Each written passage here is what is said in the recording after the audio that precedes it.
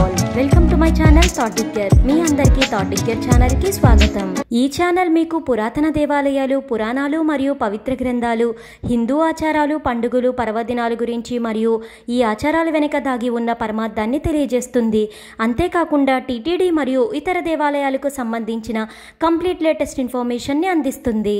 900 ఏళ్ల చరిత్ర ఉన్న తిరుపతి గంగమ్మ జాతర ఘనంగా ప్రారంభమైంది.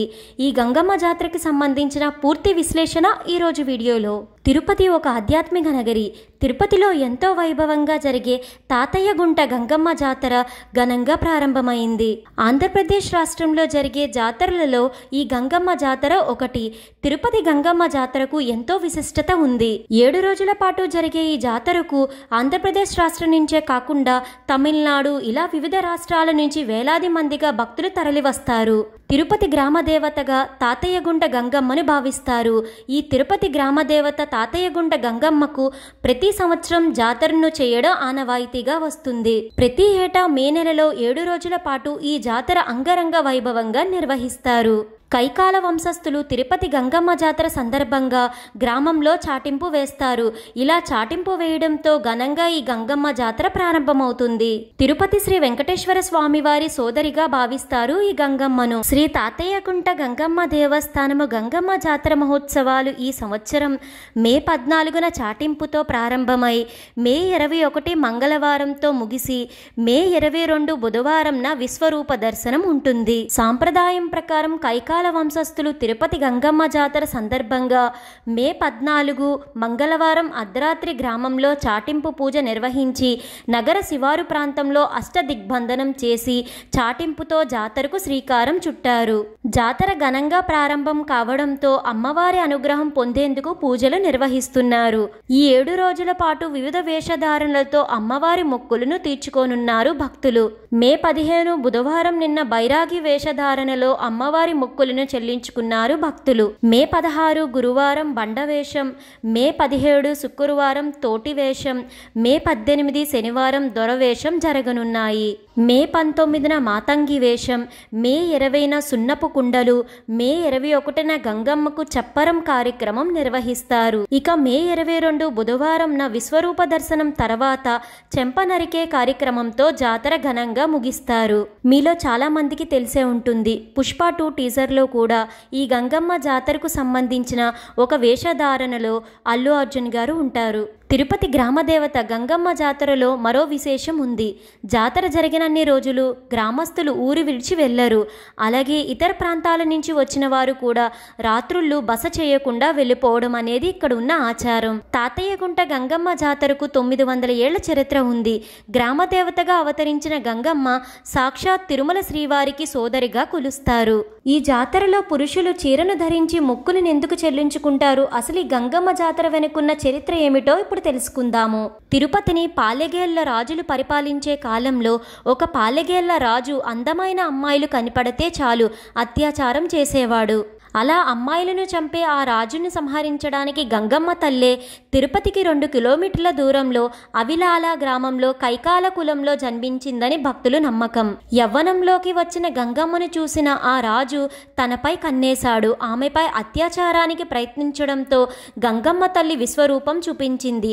తనను అంతం చేయడానికి అవతరించిన శక్తి అని తెలుసుకున్న ఆ రాజు ఎక్కడికో వెళ్ళి పారిపోయాడు. గంగమ్మ ఆ పాలెగాడిని వెతకడం కోసం రకరకాల వేషాలలో 3 రోజుల పాటు వెతుకుతుంది. మొదటి రోజు బైరాగి వేషం, రెండవ రోజు బండ వేషం, మూడవ రోజు తోటి వేషంలో వెతుకుతుంది. 3 రోజుల పాటు 3 వేషాలు వేసి వెతికినా పాలెగాడు కనిపించకపోవడంతో 4వ రోజు గంగమ్మ దొరవేషం వేసుకుంటుంది. దొర వచ్చాడు అని అనుకున్న పాలెగాడు దాక్కున్న చోటు నుండి బయటికి వచ్చాడు. వెంటనే అతన్ని చంపి గంగమ్మ దుష్ట శిక్షణ శిష్టరక్షణ చేసింది. గంగమ్మ రకరకాల వేషాలు వేసి ఆ రాజును చంపిన గుర్తుగా ఈ రోజు వరకు తిరుపతి మరియు చుట్టుప్రక్కల గ్రామాల ప్రజలు జాతరను జరుపుకుంటూ ఉంటారు. గంగమ్మ తల్లి తమను కూడా రక్షించాలని ఆ జాతర చేసి మొక్కులను చెల్లించుకుంటారు.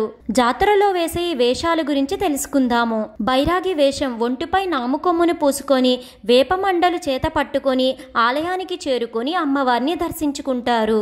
బండ వేషం, ఈ వేషధారణలో భక్తులు తమ శరీరానికి కుంకుమ రంగు పేస్టును పూసుకొని తలకు రిబ్బన్ లాంటిది కట్టుకొని ఉంటారు.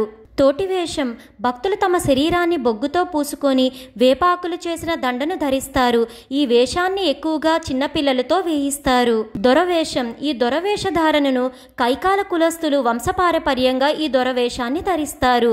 ఇలా ధరించి అమ్మవారిని దర్శించుకుంటారు. మాతంగి వేషధారణ మాతంగి వేషాలు అత్యంత ప్రధానమైనది. పురుషులు సైతం మహిళల్లా అలంకరించుకొని అమ్మవారిని దర్శించుకుంటారు. గంగమ్మ ఆ పాలిగాడిని చంపిన తర్వాత ఈ రోజునే మాతంగి వేషంలో ఆయన భార్య మరియు పిల్లల్ని ఓదార్చిందని చెప్తారు. పుష్ప 2లో అల్లు అర్జున్ గారు కనిపించేది ఈ మాతంగి వేషధారణలోనే. సున్నపు కుండల వేషాన్ని ధరించడం కైకాల కులస్తులు సున్నపు కుండల వేషాన్ని ధరించి గంగమ్మకు ప్రతిరూపంగా నగరంలోని ప్రతి వీధిలో సంచరిస్తూ భక్తుల నుంచి హారతులు అందుకుంటారు. ఈ జాతరలో ముఖ్యమైన ఘట్టం విశ్వరూప దర్శనం. ఈ విశ్వరూప దర్శనం తెల్లవారుజామున 4 గంటలకు ఉంటుంది. పేరంటాల వేషంలో ఉన్న కైకాల కులస్తులు పూజారులు ఆలయానికి చేరుకొని నీలం రంగు ద్రవంతో బంకమట్టిని కలిపి అమ్మవారి భీకరమైన విశ్వరూపాన్ని తయారు చేస్తారు. అలా చేసిన గంగమ్మ తల్లి విశ్వరూప విగ్రహాన్ని ప్రతిష్ఠిస్తారు. పేరంటాళ్ళ వేషధారణలో ఉన్న ఒక వ్యక్తి విశ్వరూప విగ్రహాన్ని చెంప నరుకుతారు. ఆ విగ్రహం నుంచి తీసిన మట్టిని భక్తులకు ప్రసాదం కింద ఇస్తారు. ఇలా ఈ బంకమట్టి ప్రసాదాన్ని స్వీకరిస్తే దీర్ఘకాలిక రోగాలు, గ్రహ బాధలు, దేహ బాధలు, భయం నశిస్తాయని భక్తులు ప్రగాఢంగా నమ్ముతారు.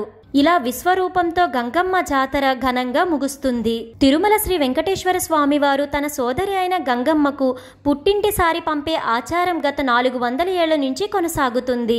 ఇలా గంగమ్మ జాతర మే 14న ఘనంగా ప్రారంభమై మే 22 విశ్వరూప దర్శనంతో ముగుస్తుంది. తెలుసుకున్నారు కదండి తిరుపతి గంగమ్మ జాతర యొక్క చరిత్ర మరియు ప్రాముఖ్యతని.